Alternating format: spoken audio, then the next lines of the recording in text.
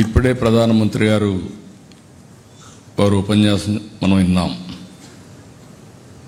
ఆయన మాట్లాడే ప్రతి మాటలో ఈ దేశంలో ఉండే పేదవారిని ఏ విధంగా ఆదుకోవాలి, ఆడబిడ్డల ఆరోగ్యం ఏ విధంగా కాపాడాలి అనే విషయం చాలా స్పష్టంగా చెప్పారు. ఈరోజు మొట్టమొదటిసారిగా మనందరం నరేంద్ర మోడీ గారు 2047 వికసిత్ భారత్ సాధించడానికి పూర్తిగా పేదరిక నిర్మూలన చేయడానికి కంకణం కట్టుకొని పనిచేస్తున్నారు.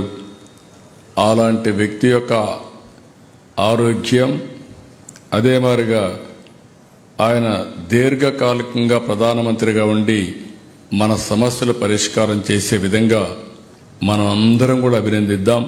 గట్టిగా చప్పట్లు కొట్టి హ్యాపీ బర్త్డే చెప్పాల్సిన కోరుతున్నా. ఇది మనందరి బాధ్యత.